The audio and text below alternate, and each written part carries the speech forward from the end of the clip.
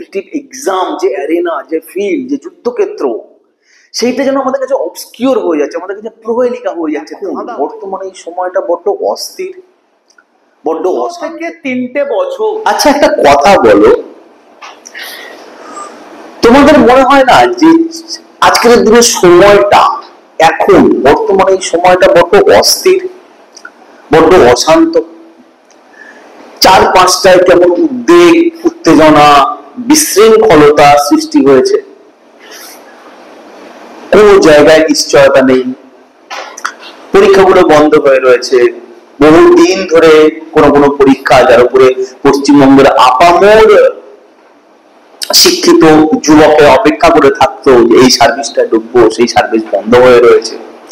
শিক্ষা জগতের সাথে, পড়াশুনোর সাথে যুক্ত যেসব মানুষ, কোথাও কোথাও কোনো পদে আসেন বিশিষ্ট ব্যক্তি, তাদের উপরে ভয়ঙ্কর ভয়ঙ্কর রকমের অভিযোগ, করাপশনের, স্ক্যামের অভিযোগ বা স্ক্যামের সাথে যুক্ত।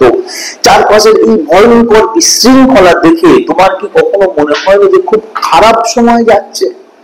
কখনো কি তুমি কখনো কারোর সাথে আলোচনার মধ্যে দিয়ে, কারোর সাথে কথাবার্তার মধ্যে দিয়ে এই জিনিসটা কি ফেস করোনি বা এই জিনিসটা চর্চায় তোলোনি যে খুব খারাপ সময় যাচ্ছে? মনে কি হয় না যে আগে ভালো ছিল? আজকে আমরা ঠিক সেই জিনিসটার উপরে একটা ক্লাস করব। এখন সব খারাপ, আগে সব ভালো ছিল। ওকে, বেসিক্যালি আজকের ক্লাসটা আমরা কোনো পড়াশোনার উপর তো করবো না, সেটা বুঝতেই পেরে যাবো। পার্টিকুলার কোনো টপিক যেমন আমি পড়িয়ে থাকি তার উপর তো নয়। শুধু তাই নয়, এমনকি এরকমও নয় যে কিছু ট্রিক্স শেখাবো, কিছু শর্টকাট মেথড শেখাবো, কি করে মাল্টিপল অপশন চুজ করতে হয় শেখাবো, হাউ টু এলিমিনেট এমসিকিউ বা 4 অপশন, এসব আমি কিচ্ছু শেখাবো না। আজকে যে জিনিসটা নিয়ে আমি চর্চা করবো বললি, সেটা হচ্ছে যে একটা ধারণা, যে ধারণা আমাদের তৈরি হয়ে যায় চারপাশের অবস্থা চলতে চলতে, চারপাশের অবস্থা দেখতে দেখতে। কেননা আমরা তো 50 বছর আগে জন্মাইনি, সেই অবস্থাটার সাথে এই অবস্থাটা ডাইরেক্ট তুলনা করতে পারবো। আমাদের কনসাসনেস এখনকার অবস্থার পরিপ্রেক্ষিতেই তৈরি হয়ে রয়েছে। আমাদের বোধ, আমাদের পারসেপশন এখনকার প্রেজেন্ট কন্ডিশন নিয়েই তৈরি হয়ে যাচ্ছে। কিছু হিস্ট্রি হয়তো আমরা পড়ি, কিন্তু সেরকম ভাবে তুলনা হয় না।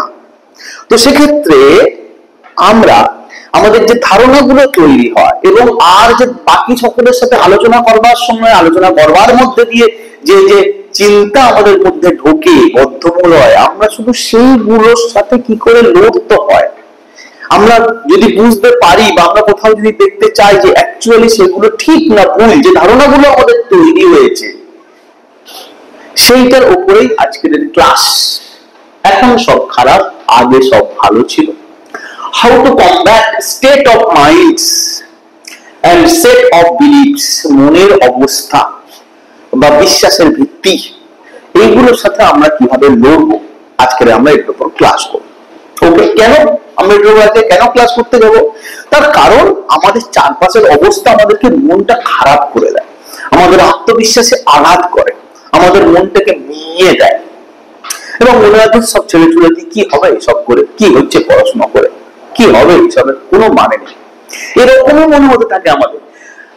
তাই আজকে আমরা এই ক্লাসটা করবো। এবং আরেকটা কারণ কি, অবভিয়াসলি আমরা আমাদের মেন টার্গেট থেকে সরবো না, যে সরকারি চাকরির পরীক্ষায় পাস করতে হবে, সরকারি চাকরি পেতে হবে, খুব সুদৃঢ় ভাবে নিজেদেরকে প্রতিষ্ঠা করতে হবে। এবং অবভিয়াসলি সিএসডিজির যে টার্গেট, সেটা কি, সিভিল সার্ভিস ফর বেসিক আইস কি টার্গেট করে, যে সমস্ত সেন্ট্রাল গভর্নমেন্টের পোস্টে কেবলমাত্র বাঙালি ছেলেমেয়েদের আধিপত্য থাকবে।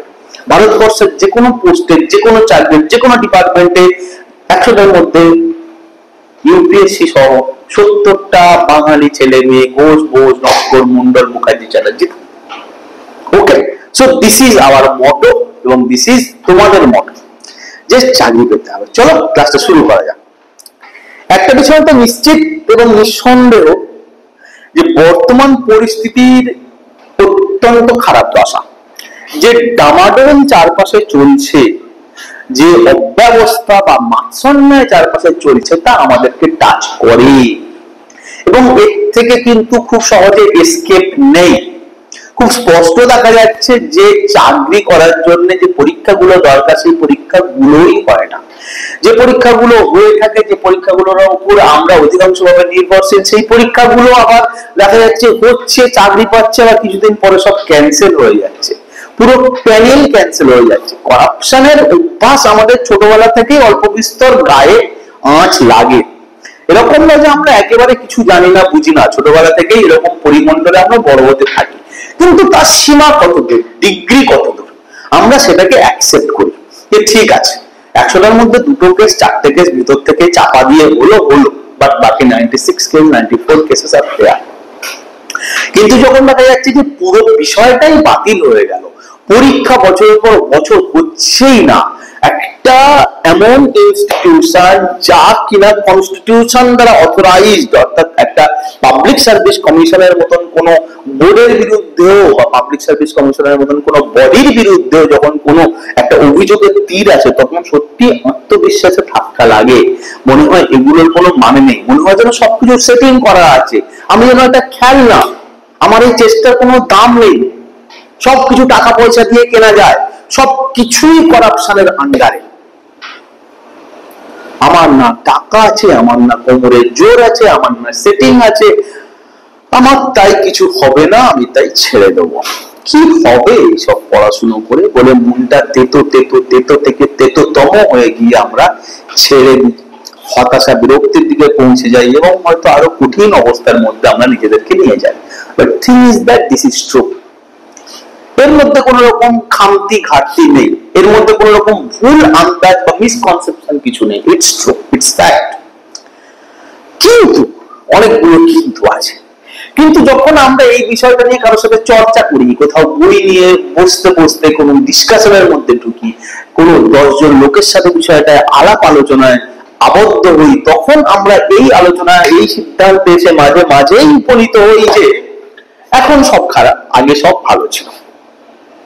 এখন এই এখন সব খারাপ আগে সব ভালো ছিল বিষয়টাতে আমি আরেকটু গভীরভাবে ঢুকতে চাই ক্লাসে। This is the main content of my class, of this class, যে আগে বলতে ঠিক কতটা আগে, কোন আগে, এবং খারাপ বলতে ঠিক কেমন খারাপ, বা ভালো বলতে আগে তো রাখার ভালো ছিল, ভালো বলতে ঠিক কতটা ভালো আমি ধারণা করব, আমি অনুভব করব, আমি বুঝবো।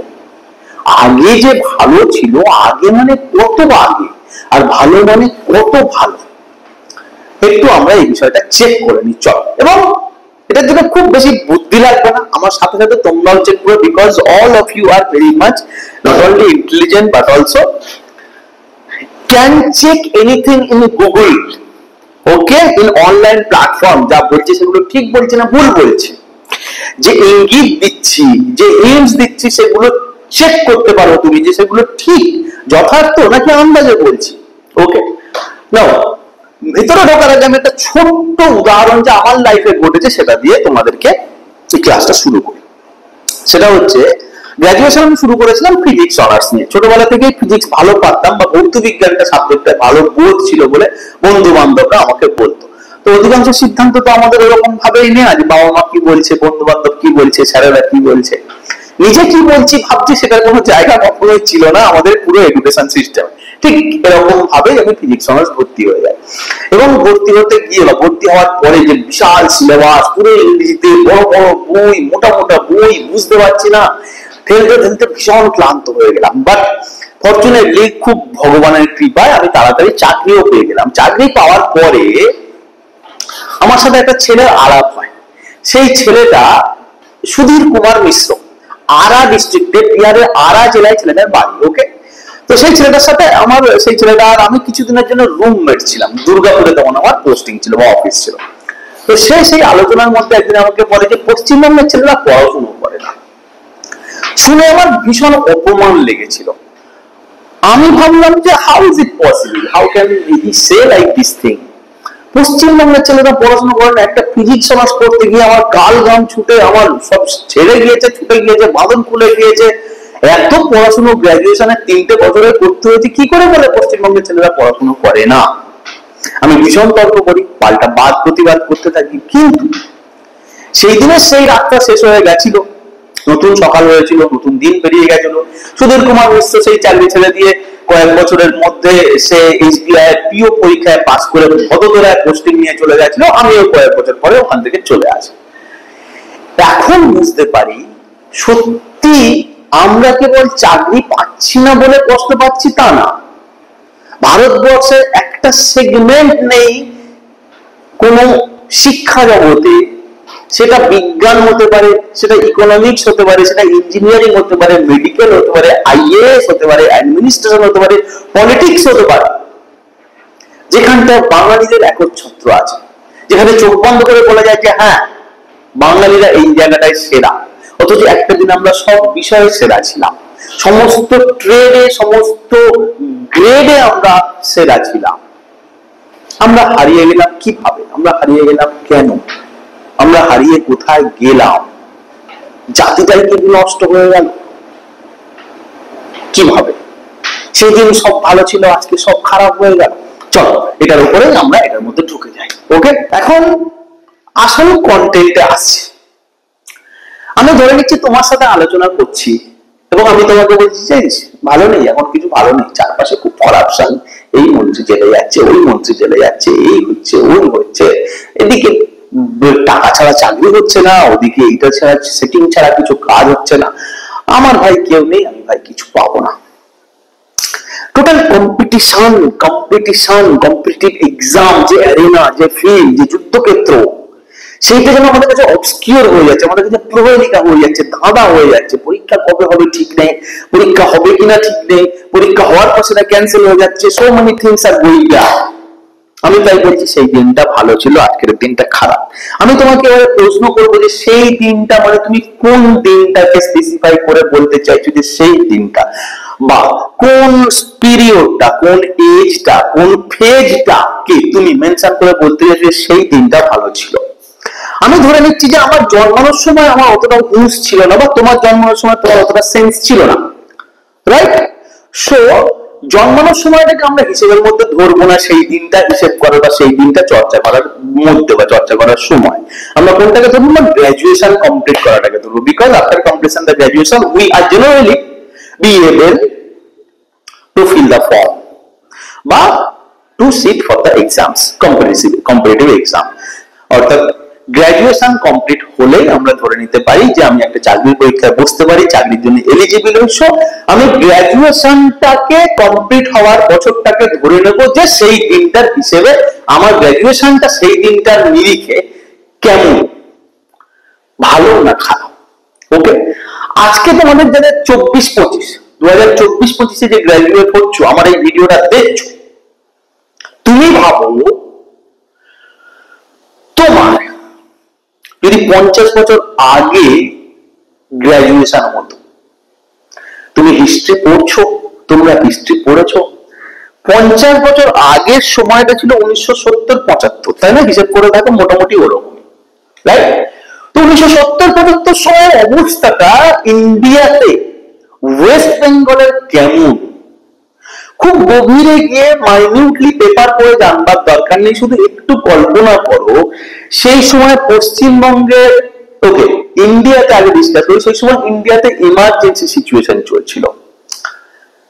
সেন্টারে একটা ভীষণ powerful, strong, overwhelming, all encompassing একটা গভর্নমেন্ট থাকলে কি হতে পারে তার ধারণা তোমাদের এখন হতে পারে বা হয়েছে। সেই দিন ঠিক সেরকম একটা ভয়ঙ্কর কেন্দ্রীভূত ক্ষমতা সেন্টারে রয়েছে, সে ইমার্জেন্সি চালু করে দিয়েছে।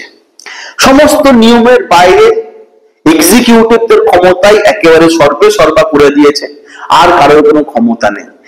গভর্নমেন্টের যা ইচ্ছা হচ্ছে তাই করছে, যেটা ইচ্ছা হচ্ছে সেটা করছে। এবং সেই ইমার্জেন্সির ধাক্কা, সেই ইমার্জেন্সির সমালোচনা আজকেও হয়ে যায় 70-75 সাল নাগাদ যা হয়েছিল। আমি এক্স্যাক্টলি ডেট বলছি না, আমি টাইমটার কথা বলছি। সেই সময় তোমার মনে হতো যে সেই সময় তুমি গ্রাজুয়েট হলে সেই দিনের অস্থিরতা কি আজকের অস্থিরতার তুলনায় অনেক বেশি নয়? সেই দিনের ঝামেলা, সেই দিনের উদ্বেগ, অশান্তি, সেই দিনের গন্ডগোল, সেই দিনের যে বিভৎস তছনছ করা অবস্থা আজকের চেয়ে কি বেশি নয়? এবং যদি রাজ্যের নিরিখে ধরি, সেই সময় নকশাল মুভমেন্ট চলছিল। নকশাল মুভমেন্ট কি, তার কি ডাইমেনশন, তার কি magnitude, it is not necessary to know right now.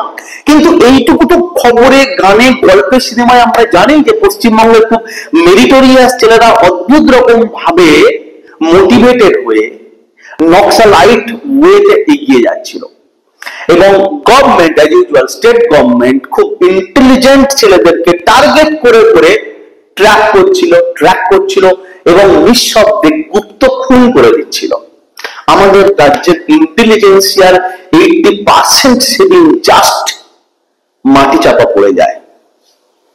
আমি কোন দল, কোন রাজনীতি, কোন পলিটিক্স, কোন রকম কাউকে দোষ দিচ্ছি না, কাউকে সমালোচনা করছি না, আমি শুধু বোঝাতে চাইছি time, the quality of the time এবং সেই দিনের সেই অবস্থা। আমি শুধু তো বোঝাতে চাইছি যে তুলনা, সেই দিনের তুলনায় কি রাজ্যে, কি দেশে আজকে কি আমরা বেশি ভালো নেই?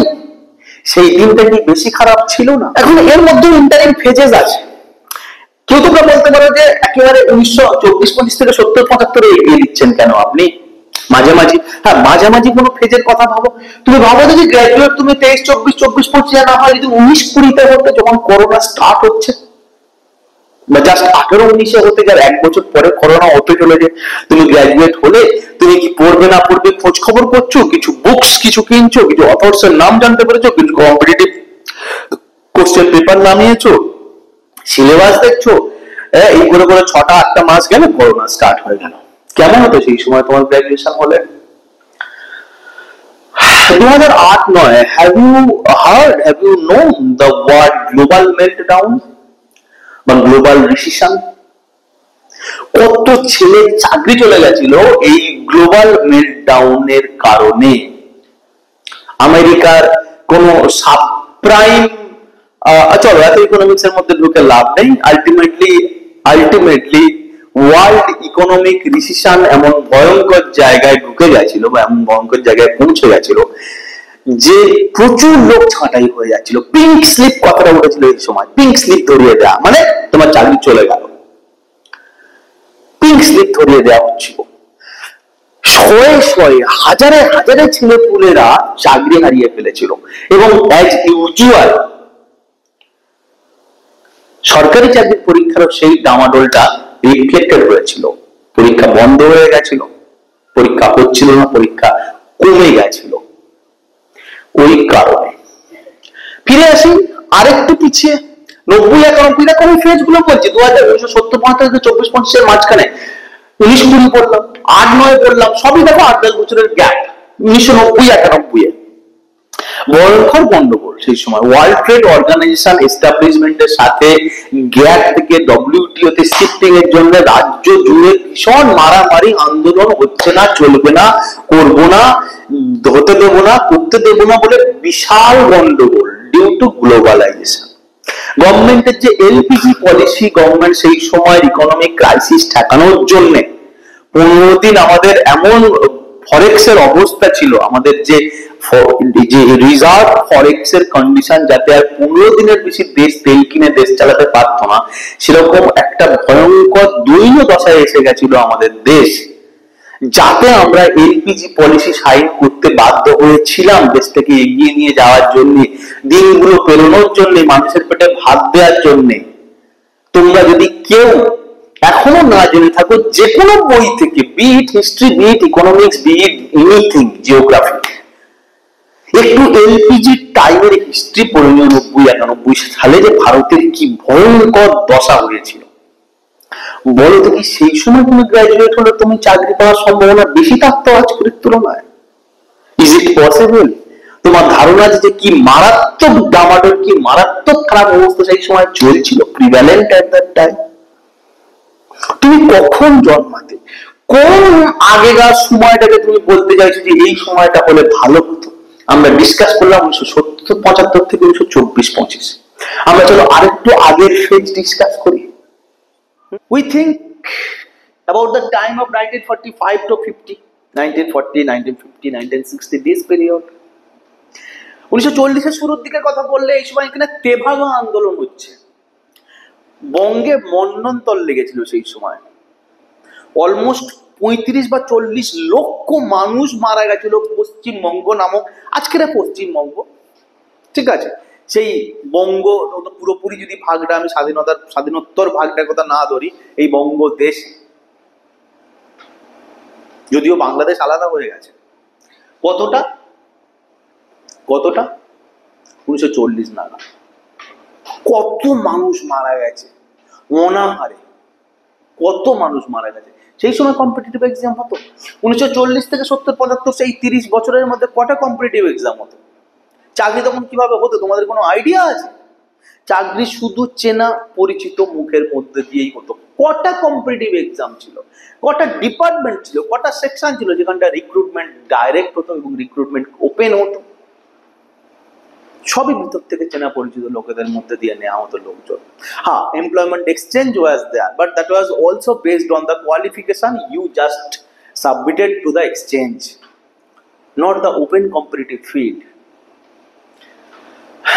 তারপর স্বাধীনতার সময় আমাদের দেশের শিক্ষিতের হার ছিল 8%। এখন সেটা কত পার্সেন্ট? হিসেব করে দেখো, তুমি তুলনা করে দেখো। তোমার মনে হয় যে স্বাধীনতার সময় 50 সালে 60 সালে এই সময়টায় যখন মানুষ অ্যাকচুয়ালি হোয়াট ইজ ভোটিং সেটা জানতো না, মানুষ তখন রাজা প্রজা সম্পর্কে বিশ্বাস করতো, মানুষ যে জমিদার মহাজন বড়লোক বা ব্রাহ্মণ শূদ্র একই লাইনে দাঁড়িয়ে সকলের একটা ভোট, এইটা মানুষ বুঝতে পারতো না বা ভাবতে পারতো না বা ধারণা করতে পারতো না, কল্পনা করতে পারতো না যে একটাই লাইন, সেখানে সকলে দাঁড়িয়ে আছে এবং সকলের মাত্র একটা করে ভোট এবং সকলের ভোটের দাম সমান। এই ধারণা তৈরি করা যায়নি সেই সময়। অজ্ঞতা, ইগনোরেন্স, ইলিটারেসি এমন এক্সট্রিম লেভেলে ছিল দেশে। তুমি মনে হয় সেই সময় গ্র্যাজুয়েট হলে চাকরি পেয়ে যেতে? কম্পিটিটিভ এক্সাম হতো সেই সময়। চলো উইন্ড আপ করে ফেলি, র্যাপ আপ করে ফেলি আমাদের ডিসকাশন। খুব বেশি হিস্ট্রিতে গিয়ে লাভ নেই, একটু ইতিহাস তোমরা যারা পড়ছো একবার আমার কথাগুলো ভেবে পুরোনো জিনিসটা ভেবো। 45-40-এর গল্প বললাম, 1905-এর সময় দেশ তখন ব্রিটিশদের আন্ডারে। কি ঘটছে ওই সময়?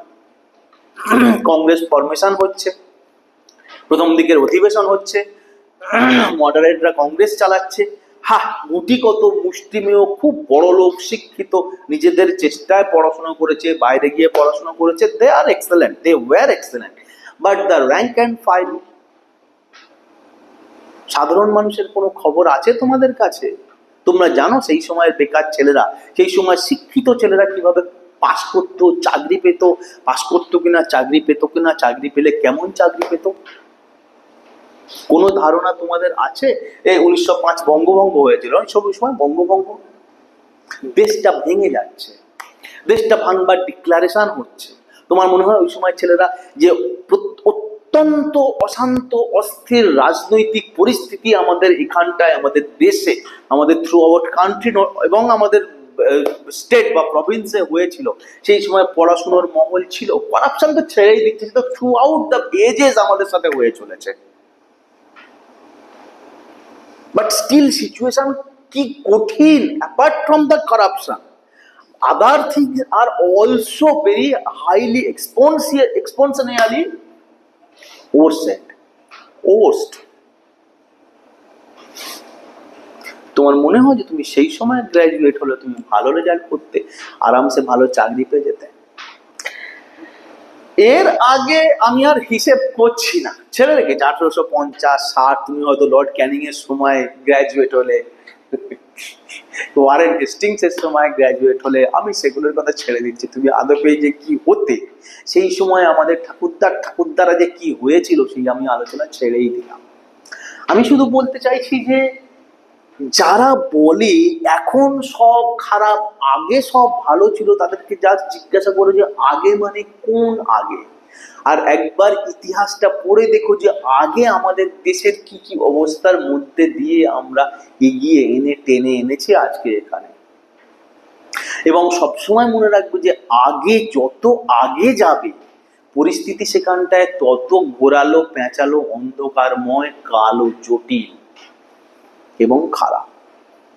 যত তুমি পিছবে আমাদের দেশের হিস্ট্রিতে, তত সেখানটায় আরো বেশি অন্ধকার, আরো বেশি জমাট অন্ধকার। বরং যত এগিয়েছে দেশ, একটা একটা করে হুইসেল ব্লোয়ার অ্যাক্ট তৈরি হয়েছে, রাইট টু ইনফরমেশন অ্যাক্ট তৈরি হয়েছে, একটা একটা করে আমরা স্টেপ পেরিয়েছি আলোর দিকে, জ্ঞানের দিকে, বিজ্ঞানের দিকে। সুতরাং আজকে পরিস্থিতি খারাপ, আই অ্যাডমিট, কিন্তু আগের তুলনায় অনেক ভালো। সামনে আরো ভালো পরিস্থিতি আসছে, হতেই পারে না যে সামনে অন্ধকার, সামনে পরিস্থিতি ভালো। সুতরাং তুমি কি করবে?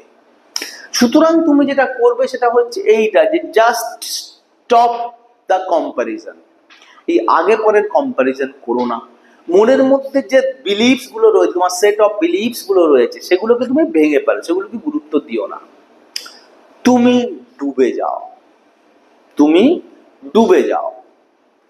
কিসে ডুবে যাবে? সাধনায় ডুবে যাবে।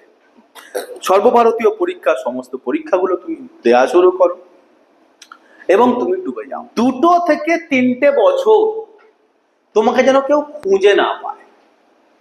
তোমার প্রতিবেশী, তোমার আত্মীয় স্বজন, তোমার বন্ধু বান্ধব, তোমার চালাচামুন্ডে সাঙ্গ পাঙ্গ তোমাকে যেন খুঁজে না পায়। তুমি হারিয়ে গেছো, তুমি হারিয়ে গেছো। কিসের মধ্যে? সাধনার মধ্যে। তুমি ডুবে গেছো পড়াশোনার মধ্যে। 3 বছর তোমার সূর্য দেখার দরকার নেই, তোমার রাত দিনের তফাৎ বোঝবার দরকার নেই।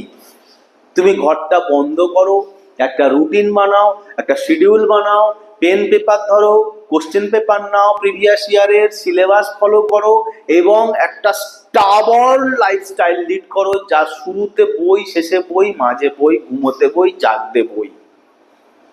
বাবা মার হাতটি পাটি ধরে বলো যে আমাকে 3 বছর সময় দাও তোমরা, বলে নেমে পড়ো। খুব বেশি দিল্লি বোম্বে যাওয়ার দরকার নেই, বাড়িতেই পড়তে পারবে। এখন কম্পিটিটিভ এক্সামটা অনলাইনের এই ফেসিলিটির জন্য এমন জায়গায় চলে এসছে যে you can start your preparation, finish your preparation from your own home. But তুমি 3 বছর হারিয়ে যাও, তলিয়ে যাও। কে তোমাকে চাকরি পাওয়া থেকে আটকায়? দেখি, চাকরি পাওয়া থেকে আটকানোর জন্য কোনো বাধা নয়, শুধু তোমার মনের জেদ তোমাকে চাকরি পাওয়াবে। আমি বারবার তোমাদেরকে বলছি, আমার যদি কোনো এরকম স্টুডেন্ট এই ভিডিওটা দেখে থাকো যে অর্থনৈতিকভাবে ইনক্যাপেবল, চ্যালেঞ্জ রয়েছে, যা মনে রাখবে যে টাকা পয়সা নেই এটা বাধা নয়, বাবা মা নেই এটা বাধা নয়, সংসার থেকে ত্যাগ করেছে এটা বাধা নয়, তার হাত পা কাটা, সে বিকলাঙ্গ, এটা কোনো বাধা নয়, তার বড় কোনো সংসার আছে, এটা কোনো বাধা নয়, এগুলো কোনো বাধা নয়। যদি তোমার জেদ তোমার সাথে থাকে, যদি তোমার আগুন তুমি জ্বালিয়ে রাখো, এগুলো কোনো বাধা নয়। যে কোনো বাধা তুমি এই জেদ দিয়ে, তোমার প্রতিজ্ঞা দিয়ে, তোমার স্বপ্ন দিয়ে তুমি পেরিয়ে যেতে পারো। চাকরি পাবে না এটা হতে পারে নাকি? চাকরি পেতেই হবে। এই মন নিয়ে তুমি পড়াশুনো করো, কোনো মতেই তুমি লুজ দেবে না। 1 ঘন্টা 1 মিনিট জেগে থাকার সচেতনতার কনসাসনেস পিরিয়ডের একটা মুহূর্ত যেন তোমার ফাঁক না যায় পড়া থেকে। তুমি যদি হাসো, তুমি যদি ছবি দেখো, তুমি যদি পাহাড় দেখো, তুমি যদি পাতা দেখো, সবকিছুর মধ্যে থেকে তোমার যেন পড়া আওরণ হয় ভেতরে, যা তোমার কম্পিটিটিভ এক্সামে কাজে লাগবে। তোমার এটাকেই বলে ফোকাস। তোমার ফোকাস যেন কেবল পরীক্ষা এবং পড়াশোনার মধ্যে থাকে। কে বললো তুমি চাকরি পাবে না? কোন চাকরি তুমি চাইছো যা তুমি পাবে না? কোন চাকরি আছে যা তোমাকে আটকে রাখতে পারবে প্রিলিমিনারি, মেন্স, ইন্টারভিউ এর এক্সামের মধ্যে দিয়ে? কেউ পারবে না। সুতরাং শান্ত হও, চারপাশের অবস্থার দ্বারা বিচলিত হও না। আমার ক্লাসের আসল উদ্দেশ্যই এইটা, যে চারপাশের পরিস্থিতি যা তোমাকে মনকে অশান্ত করছে, তোমার উত্তেজিত করছে এবং তোমাকে কি করছে? তোমাকে মন ভেঙে দিচ্ছে, তোমার আত্মবিশ্বাস কেড়ে নিচ্ছে, এগুলোর দ্বারা তুমি বিচলিত হও না। তুমি স্থির থাকো, পাহাড়ের মতন অটল থাকো তোমার প্রতিজ্ঞায়। তুমি হয়তো কোনো অফিসে কাজ করছো, তোমার সেখানটায় 12 ঘন্টা থেকে 14 ঘন্টা ডিউটি, তার ফাঁকেও তুমি পড়তে পারবে। তোমার জেদ তোমাকে এগিয়ে দেবে, জিতিয়ে দেবে। কোনো বাধাই তোমার কাছে বাধা নয়। তুমি জাস্ট 3 বছর হারিয়ে যাও সবাইয়ের কাছ থেকে, দেখো তুমি কোন চাকরি না পেয়ে থাকো, এবং এই সমস্ত ভাবনা চিন্তা থেকে তুমি নিজেকে লুপ্ত করে ফেলো। তুমি নিজেকে একটা কোটরের মধ্যে ডুবিয়ে ফেলো এবং পৃথিবীর সাথে, প্রকৃতির সাথে তোমার সংযোগ কেবলমাত্র পড়াশুনোর কারণেই, পড়াশুনোর প্রয়োজনেই, পড়াশুনোই যেন একমাত্র মাধ্যম হয়। ওকে, আমি আশা করব সিএসডিজির সমস্ত স্টুডেন্ট, সিএসডিজির যারা স্টুডেন্ট নয় তারাও, যে কোনো বাঙালি ছেলে মেয়ে ভারতবর্ষে যেন প্রতিটা চাকরিতে আমাদের নাম থাকে। এই একটাই আজকে তোমরা ফেরত চলে এসো। আমাদের মধ্যে প্রচুর এনাফ পোটেনশিয়াল আছে। আমরা একসময় এই দেশটাকে শাসন করতাম কিসে বুদ্ধিমত্তার দিক থেকে। আমরা আজকে হারিয়ে গেছি। আমরা হারিয়ে যাইনি, আমাদেরকে হারিয়ে দেওয়া হয়েছে, চাপিয়ে দেওয়া হয়েছে। তার নানা সোশিও পলিটিক্যাল রিজন রয়েছে, বাট সেগুলোকে ছুঁড়ে ফেলে দাও, বেরিয়ে এসো। আমরা ছড়িয়ে পড়ি, চলো। আমরা পারবো না, বাঙালিরা পারবে না এমন কোনো কাজ নেই, এমন কোনো পরীক্ষা নেই। Hope for the best. আমি আশা করব যে একটা দিন এরকম আসবে, আমার ছাত্রছাত্রীরা, আমাদের পশ্চিমবঙ্গের বাঙালি ভাই বোনেরা আমাকে খবর দেবে ভারতবর্ষের বিভিন্ন প্রান্ত থেকে, বিভিন্ন ডিপার্টমেন্ট থেকে, যে দাদা স্যার আমরা এখানটায় আছি, এবং আমি খুশি হব। চলো, বেস্ট অফ লাক।